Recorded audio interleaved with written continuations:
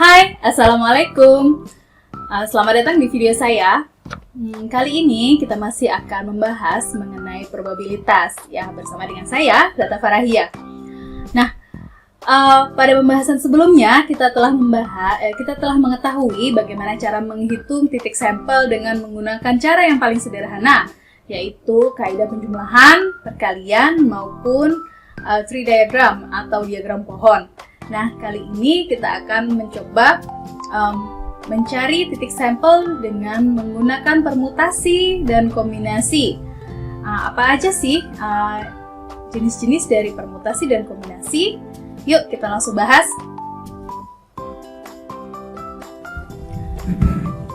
Nah, setelah kita tahu ya bagaimana cara menggunakan kaidah perkalian dan juga kaidah penjumlahan, sekarang kita akan belajar mengenai permutasi. Apa sih itu permutasi?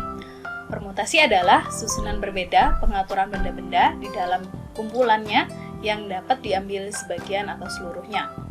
Nah, yang perlu diingat adalah permutasi ini sangat memperhatikan urutan atau order. Nah, banyaknya permutasi dari total n benda ya, jadi n itu adalah jumlah totalnya yang berlainan. Jika kita hanya ambil sebagian, yaitu r, adalah seperti ini ya rumusannya. Jadi kita bisa tuliskan seperti ini, P dalam kurung n, r sama dengan, atau ya P-nya besar ya, P itu menandakan permutasi, n-nya kecil di depan, lalu r kecil setelahnya, sama dengan n faktorial dibagi dengan n min r faktorial. Nah, cukup simpel bukan untuk diingat ya. Nah, jika Anda belum tahu apa itu faktorial ya, faktorial adalah seperti ini. Jadi, kalau kita punya k faktorial, maka kita akan mengkalikan ya, nilai k dikalikan dengan nilai k min 1 dikalikan dengan k min 2 sampai seterusnya hingga 1 ya. Contoh misalnya k-nya adalah 5 ya, maka 5 faktorial adalah 5 dikalikan dengan 4 dikalikan dengan 3 dikalikan dengan 2 dikalikan dengan 1. Nah, baru kita kalikan semuanya. Nah, oke. Ini untuk permutasi. Nah, bagaimana dengan kombinasi ya? Kombinasi adalah bentuk khusus dari permutasi. Jadi bentuk-bentuk khusus dari permutasi itu ada macam-macam ya. Ada beberapa, nanti akan kita bahas langsung dengan menggunakan latihan soal. Nah, sementara yang bisa saya jelaskan yaitu kombinasi. Dia adalah salah satu bentuk khusus. Nah, kombinasi ini dia tidak memperhatikan order atau urutan. Nah, jumlah kombinasi dari n benda berlainan, jika kita ambil sebanyak r ya, yaitu cara penulisannya juga sama seperti kombinasi ya, bisa c besar dalam kurung n, r sama dengan n kecil, c besar dan r kecil ya, sama dengan n faktorial dibagi dengan r faktorial dikali dengan n min r faktorial. Ada yang membedakan rumusan ini dengan permutasi, yaitu pada bagian R. Nah, di sini cukup berbeda ya. Nah, pembagi inilah yang nanti akan coba kita bahas bagaimana asal-usul munculnya pembagi ini. Nah, ada juga notasi lain ya, C, N, R ya, kita bisa tuliskan juga seperti ini. N-nya di atas dan R-nya di bawah. Oke. Kita langsung aja masuk ke latihan soal, contoh soal. Nah, ada 3 orang nih. Katakanlah A, B, dan C ingin duduk di 3 kursi. Berapakah jumlah cara orang A, B, C duduk di kursi-kursi tersebut? Nah, untuk ini kita coba sediakan dulu slotnya ya. Jadi ada 3 slot. Kursi 1, 2, 3 untuk 3 orang. A, B, dan C. Maka kita akan urutkan. Pada pilihan slot kursi yang pertama, step 1 ya, maka di step 1 saya tentukan misalkan jika A yang duduk terlebih dahulu, maka sisanya masih kosong ya. Bagaimana jika B yang duduk terlebih dahulu ya, sisanya juga saya blank. Lalu bagaimana jika C yang duduk terlebih dahulu ya, otomatis mereka semua nggak bisa berulang ya, setelahnya nggak bisa A, nggak bisa. Nah, setelah itu kita akan coba untuk slot kursi yang kedua. Jika A sudah duduk di kursi yang pertama ya, maka siapakah yang tersisa untuk menduduki kursi yang kedua ya? Saya di sini saya tulis B dan di sini saya tulis C. Pada step yang kedua saya gunakan warna biru deh. Nah, di sini kan bisa B blank ya kan, atau C blank ya kan? Jadi di sini ada dua cara ya. Nah, di sini juga kalau udah B berarti di sini bisa A blank, bisa juga si C blank, ya kan? Di sini bisa si A ataupun bisa si B. Nah, artinya pada step kedua ini ada dua ya. Di sini kan ada 3 cara. Ini ada cara yang pertama. Ini adalah cara yang pertama. Ini adalah cara yang kedua dan ini adalah cara yang ketiga. Nah, sedangkan berarti di sini ada 3 cara. Sedangkan pada step kedua kita hanya punya 2 cara ya. Cara 1 dan cara 2. Artinya setelah didudukin pada kursi pertama, kita hanya punya 2 pilihan di kursi kedua, A ataupun C ya. Jadi di sini ada 2 cara, oke, atau 2 pilihan. Nah, sekarang pada step yang terakhir, saya coba gunakan biar terang. Otomatis kalau sudah misalnya A, B ya, ataupun A, C ya, maka pilihannya kan hanya tinggal 1 ya. Kalau A, B ya berarti pilihannya ya tinggal si C ya kan, mau nggak mau. Kalau A, C berarti pilihannya ya tinggal si B ya. Artinya gini, di sini kita sudah tidak bisa memilih karena sudah tersisa hanya tinggal 1. B, A berarti tinggal si C.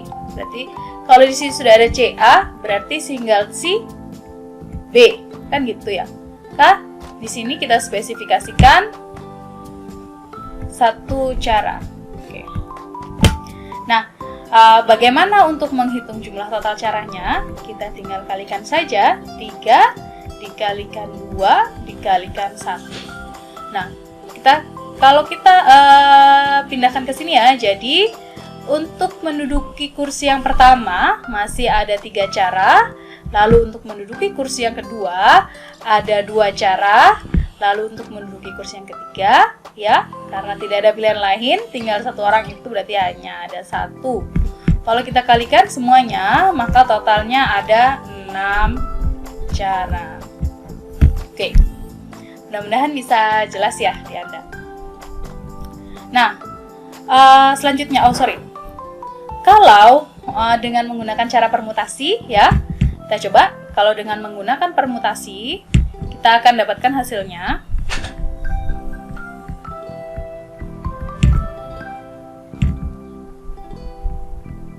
N-nya berapa? N-nya adalah 3, R-nya juga 3. Jadi kita harus spesifikasikan dulu. Di sini ya. N-nya adalah 3. N-nya adalah jumlah orangnya, ya. Lalu R-nya adalah kursinya juga 3. Nah, 3P3 berarti langsung aja 3 faktorial dibagi dengan 3 min 3 faktorial. Jadi sama dengan 3 kali 2 kali 1 dibagi dengan 0 faktorial. Berapakah 0 faktorial? 0 faktorial itu adalah 1. Jadi di sini 6. Nah, gampang banget ya. Nah, sekarang ada contoh soal yang kedua. Jadi ada 4 orang A, B, C, D tidak saling mengenal bertemu dalam sebuah pertemuan. Nah, mereka semua kan harus kenalan ya, salaman satu sama lain. Nah, berapa banyak jabat tangan yang terjadi? Nah, untuk cepatnya sih, Kalau dengan menggunakan permutasi ya, dengan memperhatikan urutan atau order ya, kita bisa lihat bahwa ada 12 jabat tangan ya. Jadi AB dan BA, AB, AC, AD, BA ya, BA, BC, BD, CA, CB, CD, DA, DB, DC. Nah, ketika berjabat tangan, dua orang yang sudah berjabat tangan, misalnya A dan B, perlu nggak kira-kira jabat tangan lagi B dan A? Nggak perlu ya. Jadi A dan B yang udah jabat tangan, nggak usah lagi jabat tangan walaupun urutannya dibalik jadi AB, BA. Nah, begitu juga dengan AC dan juga CA. Karena AC kan udah jabat tangan. Nah, kalau kita balik urutannya CA tidak perlu jabat tangan lagi. Nah, inilah yang membedakan antara permutasi dan kombinasi. Karena aturan jabat tangan ini kita menggunakan aturan kombinasi. Artinya tidak peduli siapa yang di depan dan siapa yang di belakang, atau tidak peduli urutannya, yang penting mereka sudah pernah bertemu, ya itu dianggap satu. Nah, maka di sini akan ada beberapa yang saya coret ya. AB, BA, AC, CA udah muncul, AD, DA, ini juga nggak perlu lagi mereka berjabat tangan. BC, CB, BD, DB, CD, DC. Nah, reduksinya berapa kalinya? Reduksinya adalah setengahnya, ya kan?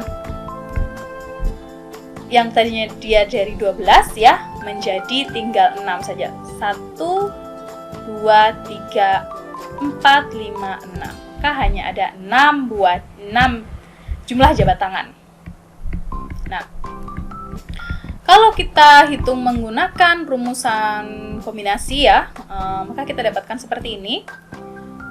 N-nya adalah 4, C, R-nya adalah 2. Oke, kita spesifikasikan dulu. N-nya adalah 4 dan R-nya adalah 2 karena jabat tangan 2. Sama dengan 4 faktorial dibagi dengan R ya. R berarti R-nya 2 dikali dengan 4 min 2 faktorial. Nah,